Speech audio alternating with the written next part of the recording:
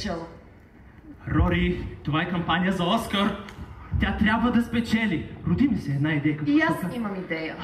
Извади ми душата. Нервите ми винаги късаш с глупавите си идеи. Ще се туткаш ли? Ще покажеш ли нещо? Имам още куп задачи. Ама всички чакаме Рейчъл. Отиде ми деня. Виж, предлагам да развием мотива Пепеляшка. Момиче аутсайдер, нова е в гилдията, това е първият ти филм. Каква ти Пепеляшка? Пепеляшка, друг път. Да не мислиш, че мишки шият роклите й. Том Форд и Карл Лагерфелд се бият кой да я облече. Аутсайдерът има цял гараж, награди включително 6 грами. Да, знам. И живее в имение. Ти сега си в нейното имение. Пепеляшка не е имала имение. Какво имаше тя? Тиква. Тиква е имала! Но всъщност се е возила в нея. Моля те, скри се в тиквата. Изчезни.